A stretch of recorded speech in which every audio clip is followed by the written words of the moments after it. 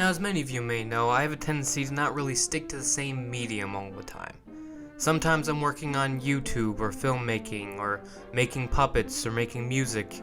I just find so many of these different genres of creation so interesting that I can't really stick to the same one all the time or else I'll get bored. And I find that this tendency is there regardless of whether or not I'm actually good at the medium that I'm trying to work on.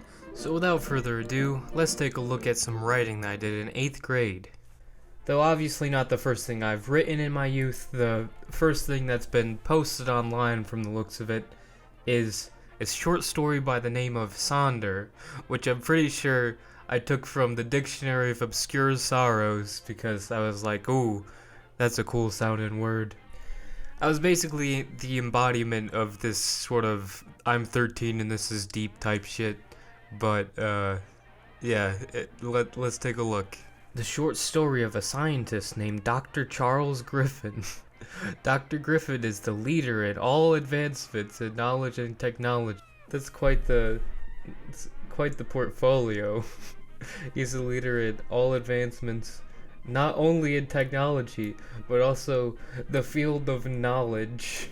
Anyways, when a new theory he created could hurt his ego, he resorts to extreme measures to protect himself. Oh boy. I'm gonna try and do as much of a dramatic reading of this as possible.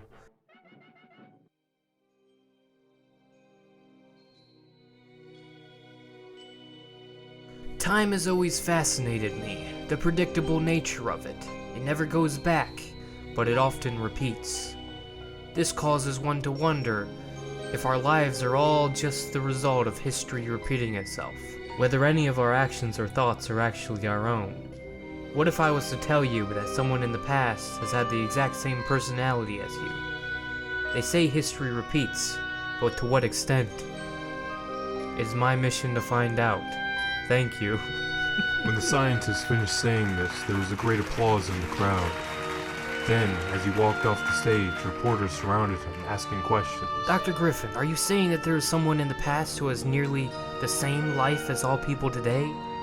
I'm not certain yet, but using my research, it seems rather likely. The rest of the reporters were competing with each other for attention, trying to ask more. No more questions, please, said the scientist as he walked off the stage.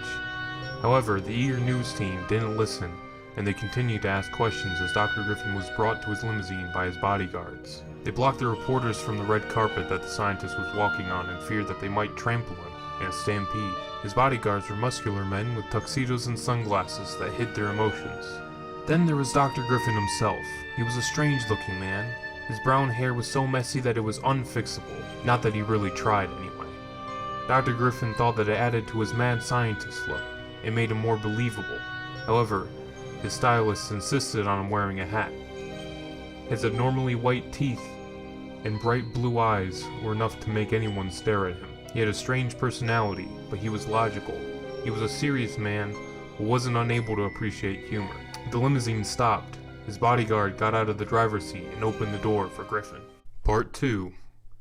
Dr. Griffin stepped out of the limo. You have a television interview today, sir, at 4, said the bodyguard. Change it to 5. I have important research to do. Very good, sir. Dr. Griffin walked into his mansion, which was filled with the finest of furniture, and a number of secret passageways and compartments. I'm going down to the lab. Let me know when it's time to leave, said the doctor. He put his hat on a coat hook that was by a bookshelf. He pressed a particular book and the shelf slid out of the way. Behind where the bookshelf used to be was an elevator. Dr. Griffin had had this secret installed a while back as an entrance to his lab. He always envied the secret rooms in books and movies, and since he was a billionaire, he could afford such things. The elevator made a ding noise, and it opened. The doctor casually walked in and pressed the button inside. The doors closed and the elevator moved down. It took only a few seconds for it to arrive at his lab. The elevator made another ding noise, and the doors opened, revealing Dr. Griffin's massive research area. The simplistic white tile ceiling and floors, the white brick walls, it all covered the room. Nearly 500 scientists were each working on their own projects. Dr. Griffin was the world leader in discovery, whether it be about the past or the present. He always stayed one step ahead of his competition. A man with glasses and a lab coat greeted Dr. Griffin. Good day, sir. Shall I give you a tour of the latest projects? That's fine. I'll just look around myself. Very well. Just call me if you need anything. Griffin nodded and continued walking. He passed several sections of the lab, rooms focused on technology, health, neuroscience, etc. He walked to the back of the room where a meeting table was set up. A chair for each of the representatives from each room. Dr. Griffin sat at the end of the table and waited for the rest of the people. In a couple of minutes, all 100 seats were filled with scientists. The brightest minds of the world were gathered there to showcase their new ideas and scientific breakthroughs. One would expect for a meeting like this to be interesting, but after around the 15th presentation, the doctor was bored. Until one finally sparked his interest. A way to look into the past and search for certain people. The machine still has a few kinks, but with a bit more testing, we can use it for research of the past, because those who know their past can help make a better future. Thank you. The people at the table clapped and the presentations continued. As soon as the presentations were finished, Dr. Griffin's bodyguard walked up to him and informed him that it was time to go for an interview. Very well. I will give them their interview. Part 3.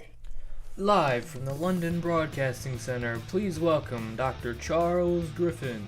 Dr. Griffin stepped onto the stage and shook hands with the news show host. The crowd was cheering. They greeted each other and Dr. Griffin sat on the beanbag chair. The beanbag chair across from the host. The crowd stopped cheering to let the host talk. Now I want to get straight to the questions, is that okay? Asked your show host.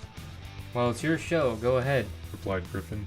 Okay, people have been asking, what has made you think that maybe there are people with the exact same thoughts and personalities as us?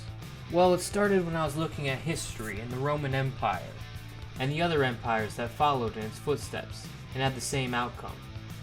The saying that history repeats itself gave me a curiosity of how many details it repeats. So I talked to my experts on mathematics, and they calculated the possibility of people having the same thoughts. All very interesting. And their calculations confirmed this theory? Well, they didn't exactly confirm it, but they made it more likely that I was correct. I see. Now if your theory is correct, then there must be someone with the same thoughts as you, is that correct? I've actually never thought of myself before, but yes, I suppose so. Well, that's all the time we have for today. Please give Dr. Griffin a round of applause. Although he waved and smiled on his way leaving the room, something was eating at his mind. If the study was conclusive, nothing that he had done or researched would be meaningless. If there was someone just like him, then he wouldn't be special or one of a kind. His whole life would be nothing but another regular person's. The car ride back to the doctor's house was quiet. He couldn't get his head around not being an outlier. Someone who could be remembered throughout time. It was now night and his bodyguard escorted him to the house. Dr. Griffin dragged his feet. Once inside, he immediately went down to the lab. The lights were off and everyone else had gone home. He found the workstation for the machine that could look into the past. The one thing that could prove how normal he really was, but also the discovery would show how amazing his research is. Dr. Griffin was left with a dilemma. The TV-like machine was there defenseless. He could just destroy it and be free from his worries. He walked over to the fire emergency box and grabbed the axe. It was so simple just to ruin the machine. The doctor finally let the axe fall upon the machine, ruining his greatest discovery for the sake of his own ego. Dr. Griffin smashed it to pieces, with a rage that only now had he ever unleashed. He was now in peace. He made it look like a break-in and left the lab quietly. He thought that he could ignore time, but the truth is that many people had done the same thing before him, and many would do it in the future. The very thing the scientists tried to stop had happened all the same. What the fuck did I even mean by this? Oh well. There you go, there's Sonder. I think I'll split it up into multiple videos because I don't think I'll be able to do the whole dramatic reading thing for every story I've done on there. But here's the start. My 8th grade short story, Sonder.